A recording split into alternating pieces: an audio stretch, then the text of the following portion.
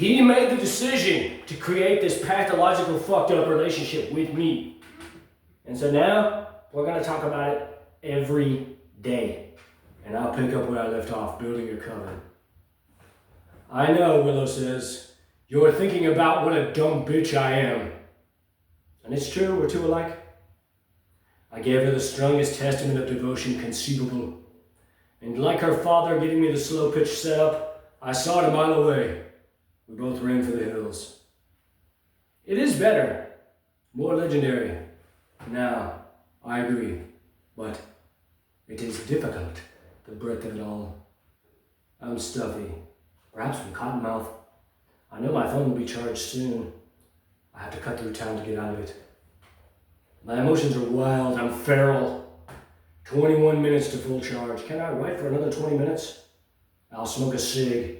I know my facial hair is approaching immaculate levels of white trash. My face is itching. I feel it growing. I'm told not to worry. That he is my other father, Clay says, and that Lisa loves me. It feels good to consider, but I am puzzled. I would never conceive of daughters. Have you a daughter? Alistair assures me that I see it. But all I can only say with supreme authority is that love was never a factor in my consideration. Ever. Initially, I mean. I've known Clay has 2 daughters for a while, I guess. Never looked him up. What am I, an asshole? Didn't know about Willow at all. But never would I create such an elaborate hallucination. Never, ever, ever.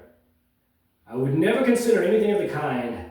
Weird fantasies, delusions of illustrious in-laws. Am I a catch? Sure, why not? Am I interested in ingratiating myself into my heroes' families? I really must be an asshole if that's the case. A weird, calculating bitch with no heart. Marriage, love, etc. My heart's open, always is. But I know I would not conceive of this. Not ever. I awoke behind a dumpster at B&M Metals along Highway 79. Cold and dirty. But my shoes were still dry, which improves on yesterday. Walking back towards where I was yesterday, the full moon and Lucifer, the morning star, harbinger of doom, rested just west of high noon in the sky, the other golden hour, though I was late. The sun and moon, per naked eye observations, appear to be aligned, both rising from the same area of space the last 2 days. I always felt that if you could memorize the celestial locations of the sun and moon, though the sun alone is great work, but if you could hold that knowing, where along the horizon in the sky the sun is at any given time, it is like an accordion from there. You can go backward and forward, extending out to eternity or collapsing into plasma. The idea is the pinnacle of visualization, surely connected to mysticism, weather predictions, divinations, etc. I remember getting the idea of trying to visualize a particular place at a specific time of day. And as I thought of it, a definite image emerged, though I am amiss as to description. But it had a texture, a hue, a depth. And there, in that space, came this notion of knowing the future on the highest levels of mystery, down to a particular day. It's all there. Awareness, motivation, intention. I cannot say what these words represent in myself, in others. My point being that last night, while thinking so sincerely upon the matter, trying with all of my heart to see the truth, it collapsed in my mind. I could see Alistair was weary, and he knows I'm laser focused. I saw someone, Willow, vomiting. This has been very trying for her, a great abuse. Most unfortunate for that baby. Strain at such a time happens all the time. But this is different. I had mentioned it before, just a couple of months. It is fucked up. It is something... No, it can't be true. When I look back on Hazel, I see now it could have been Willow the entire time. It is a concept so alien to me. Pure conspiracy. It is Schadenfreude. I could never conceive of it. But these are the games she plays. A witch indeed. So now I have this understanding that Clay is not involved, actually.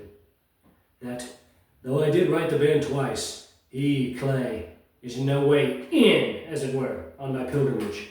The highest expressions of memory fabrication. I see how they did it. It's easy. They only think they have a monopoly. They have conditioned their minds in different directions as I have mine. I don't know what they seek. They cast these shadows of aspiration and thereby confuse you. I know that I've cultivated these relationships with people by writing them. They all wrote Alistair because they wanted to help. I'm drowning. I don't know where to go now. Logic tells me my father lives in Newmarket. Serenity, the winter. I stay there. Right. Tight. If I could get there in the next week, I could have something by February or March. But New York, the city without Hamlet, seems risky. Unnecessarily so. If he'll let me stay there, and I know he will. It all seems so wicked and cruel. Alistair apologizing for not involving Clay, but that this thing with his daughter is so fucked up and true, I agree. It does not get any more fucked up than this. Occult terrorism on the part of Willow, devoid of meaning, pure intrigue. It infuriates me. I'm told not to worry. It's just a couple months, and that no matter what these other writers are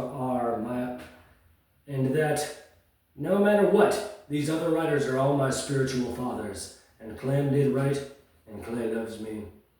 I realize I have to write them again, though I don't know how to phrase it. Yeah, I'll do that soon. I know, too, I'll have to address Hazel.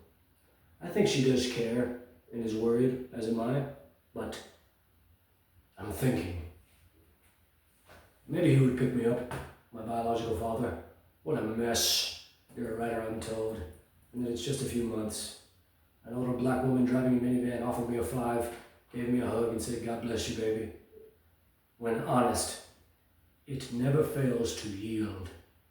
The sun is higher, more activity, churchgoers, I imagine, a quiet town, little crime, some drug problems, I'm sure, but all honest encounters with southern hospitality, even if masturbatory or self-affirming in their hearts.